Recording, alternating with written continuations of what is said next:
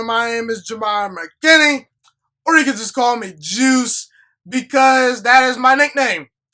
I believe that the Philadelphia 76ers are the most overrated team heading into the 2020 NBA playoffs. And I don't think that is up for debate.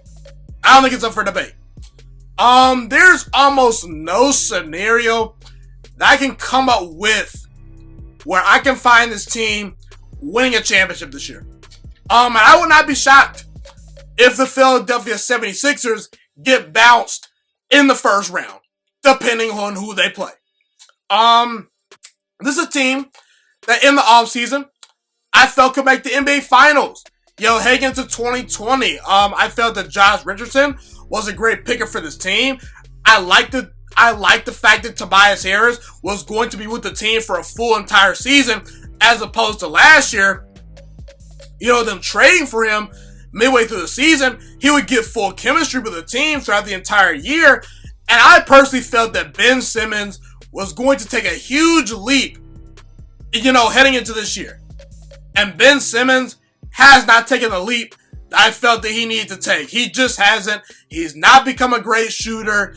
He has not been willing to expand his game, and that really has hurt this team. This team is overrated, and there's a couple reasons why I think this team is the most overrated team heading into the playoffs. There's a couple reasons.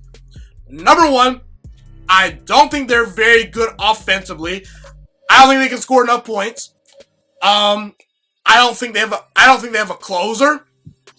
I don't think that they have enough shooters. I don't think this team has much depth. I think they have a lack of depth. And ultimately, I do not believe in Brett Brown as the head coach of this team. Let's talk about how good this team is on offense. This team ranks 21st in the NBA in points per game. The Thunder, who do not have better players than them, average more points per game. The Brooklyn Nets, who have had to deal with a ton of injuries all year, average more points per game. And the Memphis Grizzlies, who to me are not really known for their offense, average more points per game than the Philadelphia 76ers. And they are currently the 8th seed in the Western Conference. Let that sink in, folks. This team is 19th in three-pointers made. And honestly, who are their best shooters? Josh Richardson? Tobias Harris? Mike Scott? Good luck with that. Who's this team's closer? Joel Embiid? Has he shown up to this point in his career that he's a guy that can close games in the playoffs? I don't think so. I think Joel Embiid is a very talented player. He's one of the best players in the entire NBA. But I'm not sold on Joel Embiid, as a closer for the playoffs. Same with Ben Simmons. I don't think he has the it factor. I don't think Ben Simmons is a great late game, option for this team.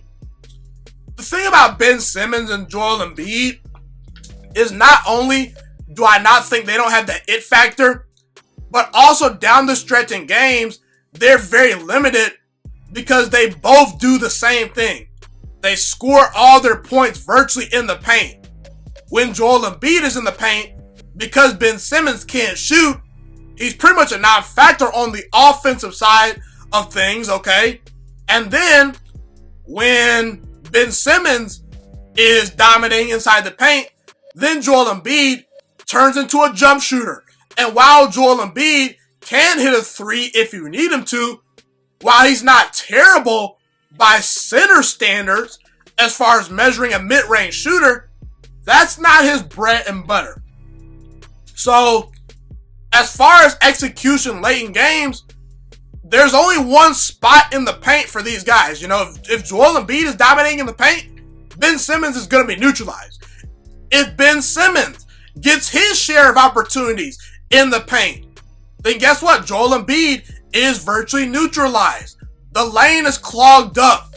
Okay, so look, these guys are not going to be able to operate down the stretch of games. And last year, Jimmy Butler was the guy that they went to late in games. He was excellent in that Toronto Raptors series, in which Kawhi Leonard hit the game-winning shot, in Game 7 to send the Raptors to the Milwaukee Bucks series in the Eastern Conference Finals. They go on to win that series. Then they win the NBA Finals over an injury-riddled Golden State Warriors team. Congratulations, Kawhi Leonard. But either way, Jimmy Butler was their closer last year.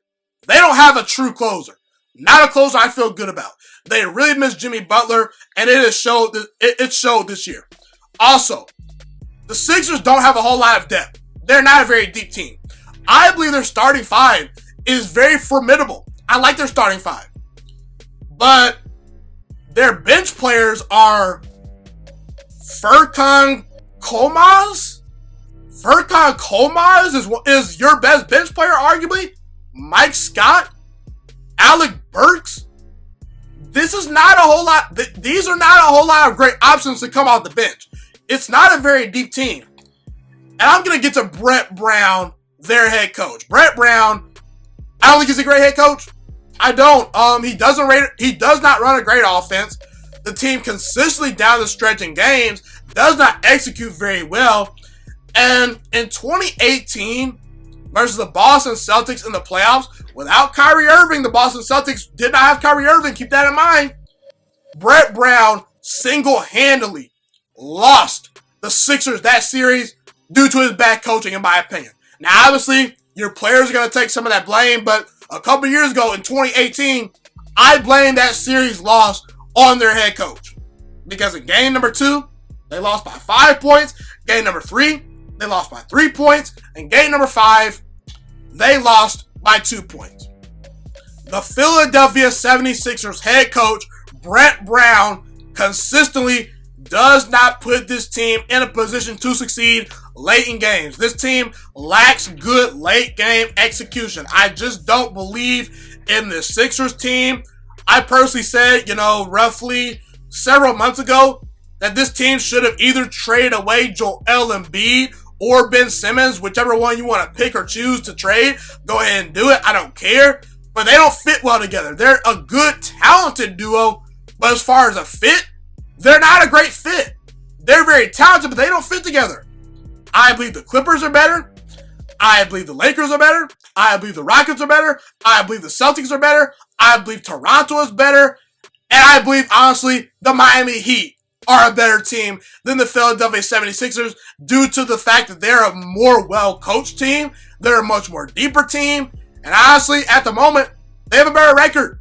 This Sixers team has the same record as the Indiana Pacers. A team with Joel Embiid and Ben Simmons and Tobias Harris and all the star power has the same record as the Indiana Pacers? You gotta be kidding me. So, I don't see the Sixers as a threat. I said that this team could potentially get to the finals and win it. I didn't pick them to win the finals, when I did my predictions in the offseason, but I felt the team was a contender. Nope. This team is not even a contender. They're not a contender at all. I don't see any situation in which this team strings together a bunch of wins and makes a playoff run. This team does not have great chemistry.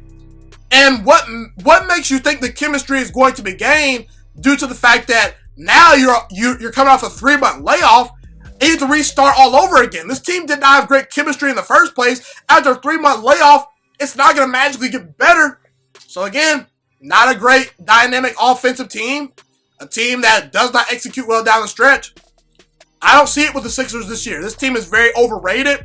And honestly, if this team flames out in the playoffs, I think they need to blow up this team. And honestly, I would probably fire Brett Brown as the head coach because ultimately, I don't think he's cutting it. The Sixers are the most overrated team in the 2020 NBA playoffs. And honestly, I don't think it's close. Thank you so much for watching this video today. Please also note that the Juice Alert Sports Podcast is not just a YouTube channel. It is available on all podcasting platforms, including Spotify, Google Podcasts, iTunes, and Apple Podcasts. Also, if you enjoyed this video, be sure to like, comment, subscribe, and share this content with all your friends. This podcast is my favorite thing in the entire world right now. It is my passion. And I want more people to listen to this podcast. I really want this podcast to grow. Also, a fun fact about me is that I want to go into the sports broadcasting and media world once I graduate from the University of Toledo, a college in Northern Ohio. I currently am a freshman there right now. I am looking to become one of the next great sports broadcasters and analysts out in the world. And I potentially would like to start my own network if this podcast really truly grows. Or if I fall short of that goal, I would love to work for a big time network like ESPN or Fox Sports 1. I am open to all networks. So if you believe in my dreams and you see or hear my passion through the screen, be sure to tell all your friends about the Juice Alert Sports Podcast. Stay motivated, you guys. Have a God bless day, and I'm out.